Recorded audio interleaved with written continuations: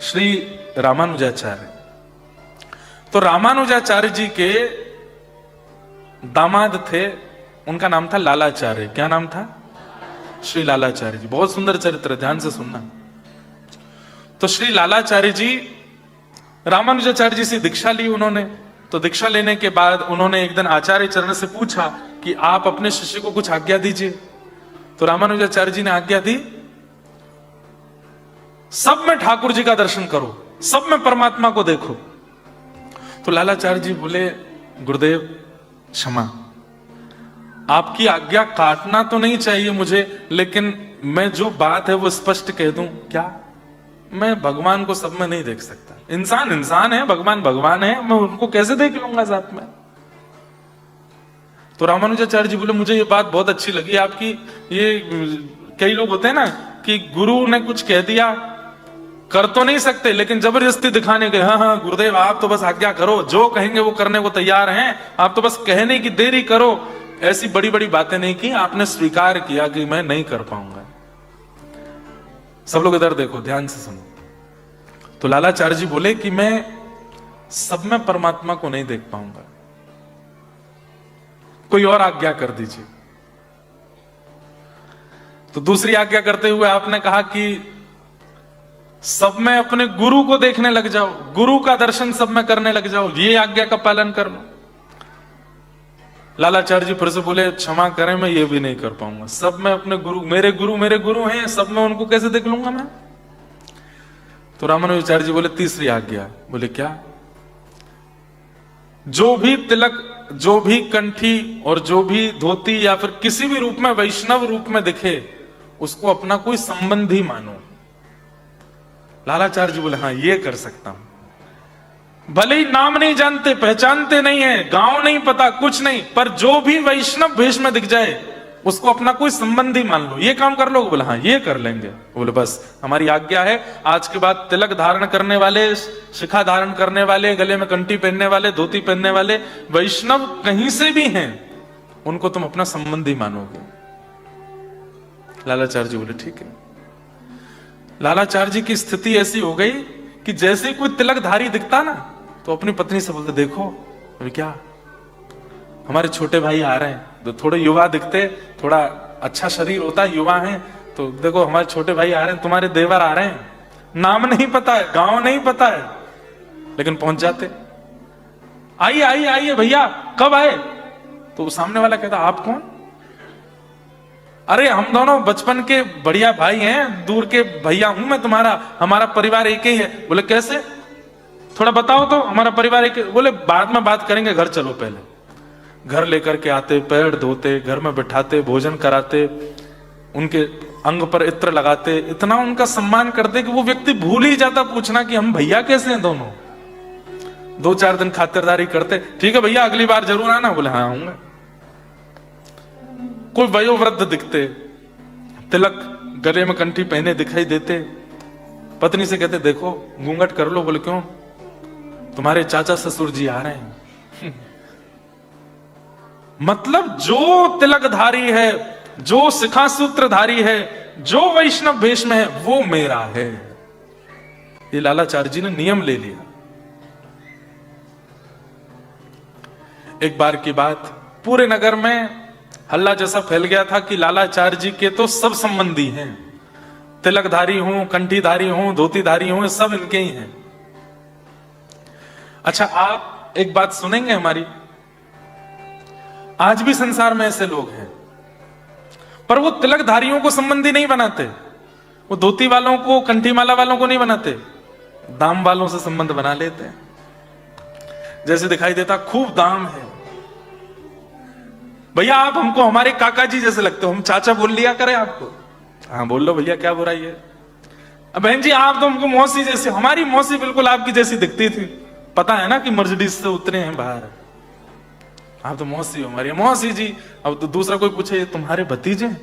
नहीं वो हमको धर्म की मौसी बना लिया उसने। वो धर्म की मौसी नहीं है, दाम की मौसी है, दाम के चाचा, दाम के जीजा जी। कई लोग ऐसे मिलते हैं मुझे, दुनिया में घूमते हैं ना, उनको बहुत लोगों की परख भी हो गई है। जैसे दिखता है कि धनी मानी व्यक्ति है, बहुत ज्यादा संपन्न व्यक्ति है, तो हमारा मन होता है कि संबंध ना भी बना सके तो कम से कम मित्र तो बना ले इसको। वैष्णव का उल्टा रूप होता है। जैसे दिखता है कि तिलक स्वरूप सुंदर धारण किया है, गले में कंठी पहनी है, एकादशी नियम करते हैं, ठाकुर जी की कथा सुनते हैं, इससे कोई संबंध बना लेते, इसे कुछ अपना संबंधी बना लेते। लालाचार्य जी ने संबंध बनाए। एक बार उनकी पत्नी कावेरी जी में जल भरने के लिए गई थी और उनकी सब सहेलियां तो मजाक करती रहती थी, आज कोई नहीं आ रहे तुम्हारे देवर ससुर जी या भैया, कोई तो आ रहे होंगे घर पे। तो लालाचार्य जी की पत्नी कहती मजाक मत बनाया करो, मेरे पतिदेव का नियम है, मैं उसका पालन करती हूं। जो भी तिलक शिखा सूत्र में है वो सब हमारे संबंधी। इतने में ही एक लाश बहती हुई जा रही थी नदी से, एक शव बहता हुआ जा रहा था, उनके गले में कंठी थी। शव के गले में कंठी देख करके वो जो सहेलियां थी बोली अरे घूंघट कर ले। बोले क्यों? कहीं तेरे देवर तो नहीं जा रहे? देख।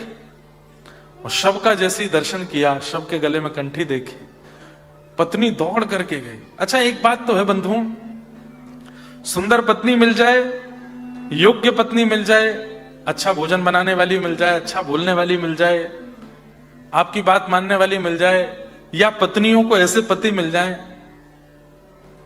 कृपा है भगवान की। लेकिन आपकी भगवत कार्यों में आपकी सहायता करने वाली पत्नी मिल जाए तो ठाकुर जी ने सबसे बड़ा प्रसाद दिया है आपको। उसके लिए सदा धन्यवाद कहिएगा ठाकुर जी को कि आपने ऐसी पत्नी दी जो संसार के कामों में तो साथ निभाती है लेकिन धर्म कार्य में भी साथ निभाती है। या ऐसा पति दिया जो कथा में लेके जावे, वृंदावन लेके जावे, ठाकुर जी के वैष्णव संग में जावे। यही जोड़ी सबसे बढ़िया जोड़ी है, जो दोनों साथ में कथा सुनने आते हैं, जो दोनों साथ में भजन करते हैं, जहां दोनों साथ में ठाकुर जी की सेवा करते हैं। नहीं तो अधिकतर घरों में पति सेवा करते हैं तो पत्नी मजाक बनाती रहती है उनका, पत्नी सेवा करती हैं तो पति सोते ही रहते हैं।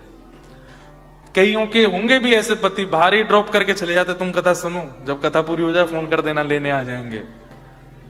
कई पति भी ऐसे होंगे बिना घर पे बताए ऑफिस से सीधे कथा में आ गए होंगे, पत्नी को पता चलेगा तो गुस्सा करेगी। इसलिए ऑस्ट्रेलिया आए थे, कथा सुनने आए थे हम लोग। लेकिन दोनों वैष्णव हैं तो ये बहुत बड़ी कृपा है ठाकुर जी की, बहुत बड़ी कृपा है। इसको ठाकुर जी की कृपा मान करके कभी कभी पत्नी तो छूती है पति के, पति भी छू ले। जय हो, तुम हमारी धर्म में साथ देती हो। अगर बगल में बैठी हो तो छू लो, दूर बैठी हो तो कथा के बाद छू लेना। ये हंसने वाली बात क्या है? हम किसको प्रणाम करते हैं, हम वंदन किसको करते हैं?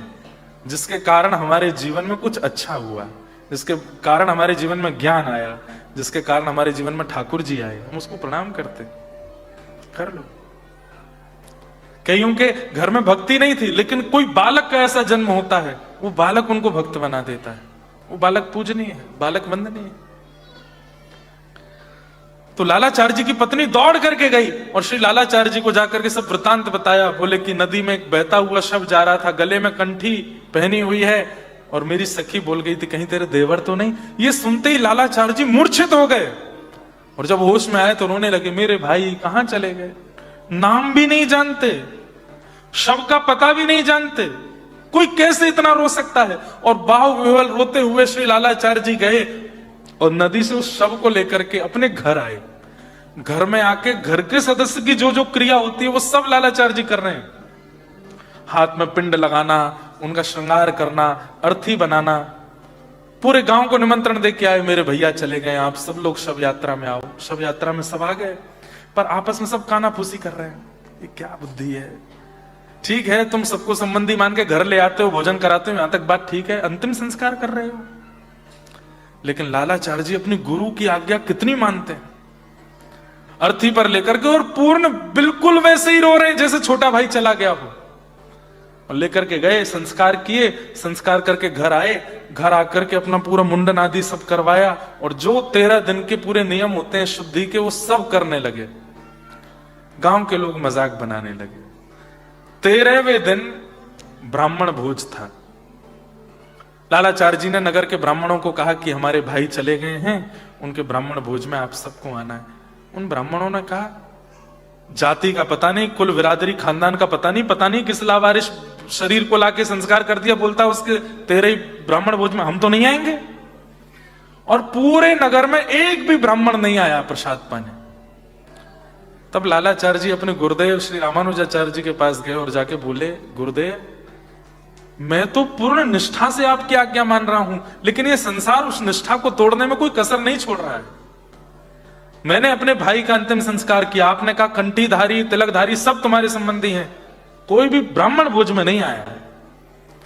तब रामानुजाचार्य जी बोले, ठाकुर जी से प्रार्थना करो, अगर तुमने नियम का पालन अच्छे से किया होगा ठाकुर जी कृपा करेंगे।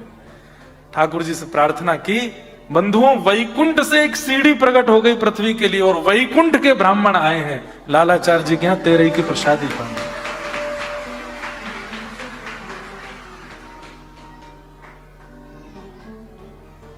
कैसे कैसे आचार्य हुए इस संसार में, कैसे कैसे भक्त हुए। हम लोग कहीं स्टैंड करते हैं इनके आगे? केवल काउंटर को गिना देते हैं, 5000 नाम किए महाराज जी, 2 लाख नाम करते हैं महाराज जी। कुछ नहीं होना है इससे। आपका व्यवहार विचार यदि पवित्र नहीं है, कितना भी नाम कर लीजिए, कोई फर्क नहीं पड़ने वाला है। विचारों में, विकारों में, बुद्धि में, स्वभाव में परिवर्तन आना चाहिए। ऐसा ईश्वरे तदधीनेषु बालशेषु द्विषस्तु च प्रेम मैत्री कृपापेक्ष य करोति समध्यम। ईश्वर में प्रेम करे और ईश्वर के अधीन जितने भी भक्त हैं उनसे मित्रता करे, और जो ठाकुर जी से दूर रहते हैं, कथाओं से दूर रहते हैं, मंदिरों से दूर रहते हैं, नाम से दूर रहते हैं, उनसे स्वयं दूरी बना ले। ये मध्यम व्यक्ति का लक्षण। ठाकुर जी से प्रीति करे, ठाकुर जी के भक्तों से मित्रता करे, और ठाकुर जी से दूरी बनाने वालों से स्वयं दूरी बना ले।